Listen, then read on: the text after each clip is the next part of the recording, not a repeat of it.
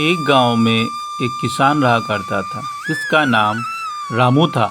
रामू अपने परिवार के साथ खुशी खुशी एक छोटे से घर में रहा करता था। रामू अपनी बेटी सोनी को लेके बहुत ज़्यादा चिंतित रहता था क्योंकि सोनी को मोबाइल चलाना बहुत पसंद था।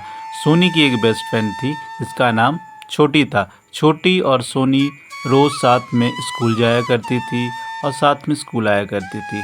उसके स्कूल जाने के वक्त एक घर मिला, बहुत ही डरावना था और हमेशा वो खाली रहता था।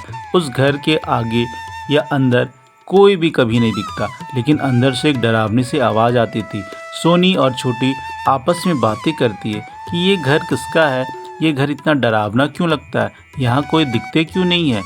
लेकिन खैर छोड़ो, हमें क्या। एक दिन जब सोनी और छोटी स्कूल से वापस घर आ रहे थे, अचानक से बिजली गरजने लगी, बहुत तेज से आंधी आने लगा और सोनी के हाथ में जो नोटबुक था वो उड़ते हुए उस खंडर वाले घर में चला गया। सोनी जैसे ही उस खंडर वाले घर के अंदर गई, वो नोटबुक वहीं पे पड़ा हुआ था, लेकिन जैसे भी वो नोटबुक उठाने के लिए झुकी, अचानक से जोर से आवाज़ आई, खटाक, और दरवाज़ा बंद हो गया। सोनी ये देख के डर गई। डर से वो कांपने लगी और उसकी सहेली बाहर से ये सारे दृश्य को देख रही थी। ये सारी चीज़ों को देख के वो बहुत डर गई और डर से वो गांव की ओर भाग गई। और यहाँ सोनी का डर से बुरा हाल हो रहा था। सोनी सोच रही थी, आखिर कौन है, किसने दरवाज़ा बंद किया। अरे अभी तो मैं घर जाती तो मैं आराम से मोबाइल चलाती, लेकिन मुझे यहाँ मोबाइल चलाने कौन देगा। मुझे तो मोबाइल चलाना था अभी। ओहो, मैं क्या करूँ। चलो कोई नहीं, मैं बैठती हूँ। और बैठे बैठे सोनी सो गई। अचानक से एक अंधेरा छाता है। घड़ी पे जब 12 बजते हैं और एक भूत आता है, बहुत ही डरावना भूत। और वो डरावना भूत सोनी का एक उंगली काट के ले जाता है। सोनी के हाथों से खून बहने लगता है।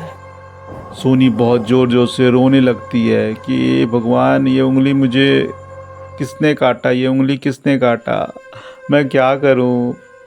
यहाँ उसकी सहेली डर से किसी को कुछ भी नहीं बताती कि उस दिन क्या घटना घटी थी। सोनी के माता पिता के पूछने के बाद भी छोटी कुछ भी नहीं बताती। और इधर सोनी का दर्द से बुरा हाल हो रहा था। फिर से भूत आता है और उसका उंगली काट के लेके चला जाता है। अभी तक सोनी की 2 उंगलियां कट चुकी थी। भूत सोनी के 2 उंगली को काट चुका था। सोनी के हाथों में अब सिर्फ 3 उंगलियां बची थी। सोनी ने सोचा कि अब मैं क्या करूं, ऐसा क्यों हो रहा है। अचानक से आवाज़ आई, तुम बहुत ज़्यादा मोबाइल चलाती हो और इसी हाथ से चलाती हो मोबाइल, इसीलिए मैं तुम्हारे सारे उंगली को खा जाऊंगा। मैं उस तरह के बच्चों को बिल्कुल पसंद नहीं करता जो मोबाइल चलाते हैं।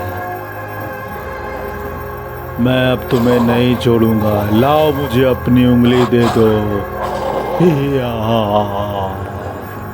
सोनी रोते हुए भगवान से प्रार्थना कर रही थी, हे भगवान, मुझे अब बचा लो, मैं अब अपने माता पिता की बात मानूंगी, मैं अब मोबाइल नहीं चलाऊंगी। अचानक से सोनी को वहाँ पे एक पुराना संदूक दिखा। संदूक में एक सोने की अंगूठी पड़ी हुई थी। सोनी ने चालाकी से उस अंगूठी को पहन लिया और पहनकर भूत को बोला, मेरे इस उंगली को भी खा लो।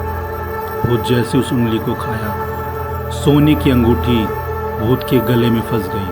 भूत तड़पने लगा, बहुत ज़ोर ज़ोर से चिल्लाने लगा, बहुत ज़ोर ज़ोर से विनती करने लगा, ऐ चालाक बच्ची, तूने ये क्या किया, तुमने बहुत चालाकी की है, तुमने ये अंगूठी कहाँ से लाई। भूत धीरे धीरे करके वहीं पे तड़प तड़प के मर गया। और इस तरह सोनी ने अपनी चालाकी से अपनी जान बचाई। बच्चों, इस कहानी से यह संदेश मिलता है कि हमेशा हमें अपनी चालाकी, बुद्धि, विवेक का इस्तेमाल करके किसी भी सिचुएशन से बचना चाहिए। किसी भी सिचुएशन में हताश नहीं होना चाहिए। अपने बुद्धि और सहजता का इस्तेमाल करके उस सिचुएशन से बाहर निकलना चाहिए। लेकिन बच्चों, इस कहानी में और एक संदेश है कि बच्चों, आपको मोबाइल कम से कम चलाना है। ज़्यादा पढ़ाई करनी है, अपने माता पिता की बात माननी है, आगे बढ़ना है, भविष्य में कुछ अच्छा करना है। और ये स्टोरी आपको कैसी लगी कमेंट में ज़रूर बताएं। और इसी तरीके के मोरल स्टोरीज़ के लिए इस चैनल को लाइक करें, सब्सक्राइब करें, कमेंट करें, शेयर करें। धन्यवाद।